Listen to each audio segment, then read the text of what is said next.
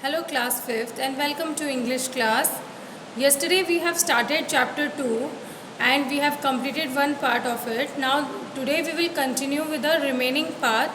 So yesterday we studied that the writer reached France and he met his cousin Supriya who lived there, and the writer came to know about many interesting facts about France. Okay, now today in the rest part we'll come to know more interesting facts.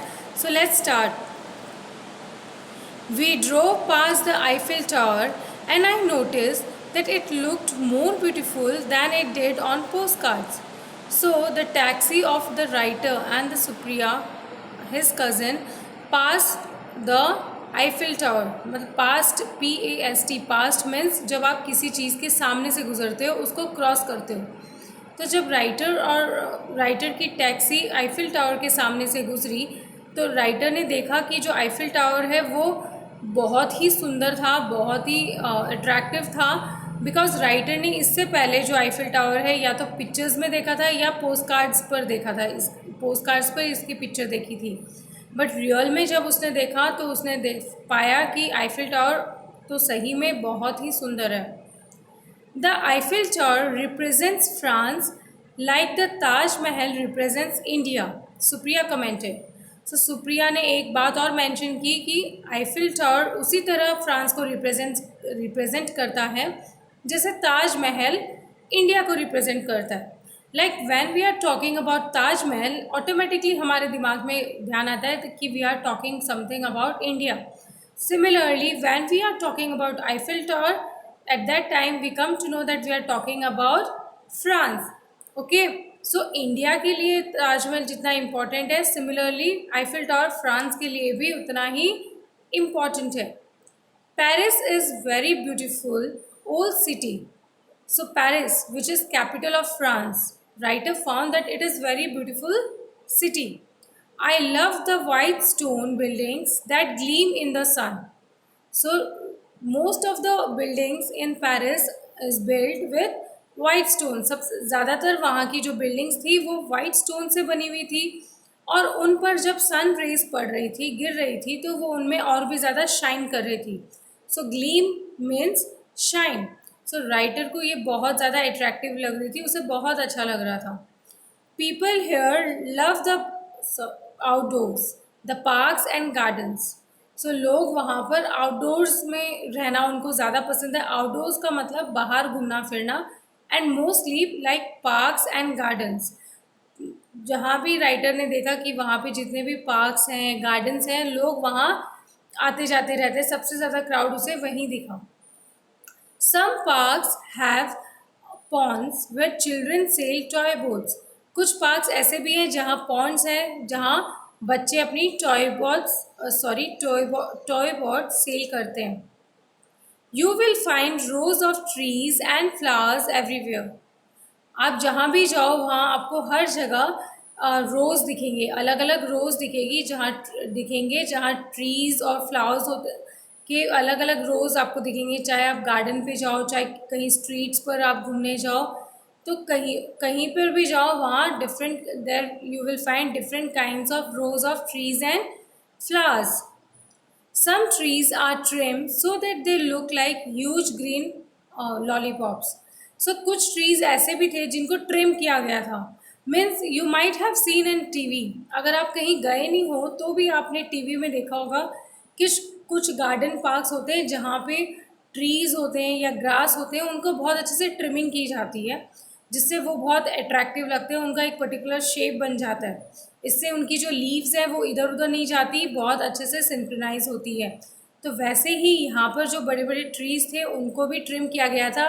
दूर से लग रहा था जैसे बड़ी बड़ी lollipops हों. Well, it seems like the people of Paris are proud of the city. ऐसा लगता है राइटर को, ये फीलिंग आ रही थी कि लोगों को बड़ा गर्व है पेरिस, जो लोग पेरिस में रहते हैं उन्हें बड़ा गर्व है कि वो पेरिस में रहते हैं. Why? They keep it so clean. I had to remark because I didn't see any litter on the streets. ये बात राइटर ने क्यों मेंशन करी? इसलिए बिकॉज राइटर ने देखा कि जो पेरिस जो सिटी है वो बहुत ही साफ़ सुथरी है, क्लीन है, और बहुत सुंदर ही डेकोरेटेड है। मीन्स चाहे वो पार्क हो, चाहे वो गार्डन हो, हर जगह बहुत ही वेल मेंटेन उसको कर रखा है पेरिस को लोगों ने। तो ऐसा लगता है जैसे उन्हें अपनी सिटी पेरिस से बहुत प्यार है, लगाव है, इसीलिए वहाँ के लोग इतना मेहनत करते हैं उसको क्लीन और वेल मेंटेन रखने के लिए, मेंटेन करने के लिए। It is not like our India. अगर इंडिया कोई विजिट करता है तो ये इंडिया का कुछ पार्ट तो साफ़ सुथरा है, but most of the part of India is very dirty and people are not at all aware about cleanness. So लेकिन वहाँ on the other hand in Paris लोग बहुत ज़्यादा अवेयर हैं और वो अपनी सिटी को बहुत क्लीन, नीट एंड टाइडी रखते हैं, जो कि राइटर को बहुत अच्छा लगा। That's why tourists love to visit the city. And Paris, being the capital, it is well connected to other parts of the country. So travel is no problem at all. So writer को तब समझ में आया कि इसीलिए लोग भागते हैं और पेरिस ही घूमने आते हैं। क्यों? बिकॉज ये इतना अट्रैक्टिव है, इतना क्लीन है, इतना अच्छा है कि लोगों को ये अट्रैक्ट करता है। और एक और रीज़न है, लोग यहाँ आसानी से पहुँच जाते हैं बिकॉज पेरिस फ्रांस का कैपिटल है और ये हर कंट्रीज से रोडवेज, एयरवेज, वाटरवेज से बहुत इजीली कनेक्टेड है। So if you want to reach France you can travel by air transport और वाटर ट्रांसपोर्ट और रोड ट्रांसपोर्ट। सो कोई भी ट्रांसपोर्ट आप यूज़ करें वो इजीली अवेलेबल हो जाता है and people can reach there very easily. It is very convenient for them to reach Paris. तो इसीलिए ज़्यादातर लोग साल में वहाँ पर विज़िट करते हैं। We reached Supriya's flat. From the window, I saw the scene, the river that winds through Paris like a wet grey ribbon. So, in a meantime, the writer and his cousin Supriya reached their flat. वो लोग सुप्रिया के flat में पहुँचे और writer ने window से एक river देखा जो उसे राइटर को ग्रे रिबन जैसा लग रहा था। Okay, wet grey ribbon.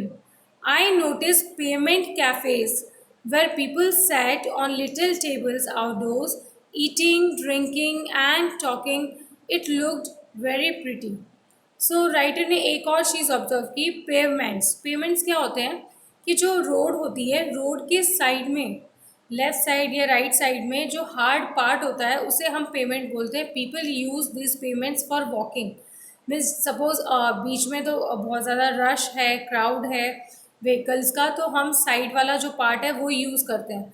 तो राइटर ने देखा वहाँ जो पेवमेंट्स हैं वहाँ पर छोटे छोटे कैफ़ेज़ बने हुए हैं और लोग वहीं पर, वो बाहर साइड में हैं और लोग वहीं पर आराम से बैठते हैं। They enjoy their eating, drinking and talking to each other. They like to spend their times on those pavements in cafes.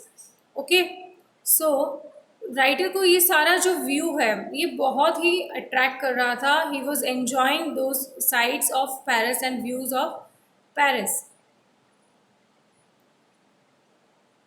Next, there was much to see in Paris. I even visited the Musée du Louvre, one of the finest museum in the world. So writer ने एक और जगह visit की, that was a museum and he love that museum because it was very fine. जो भी उसका जैसे भी उसे मेंटेन किया गया था, उसे जैसे भी मैनेज किया गया था, it was very beautiful and writer really enjoyed it. The name of the museum was Musee du Louvre. So today I stop your.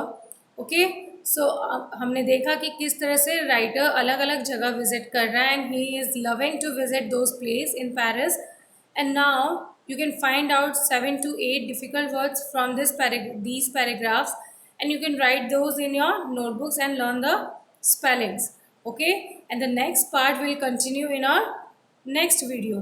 Okay, so have a good day and enjoy your time. Goodbye students.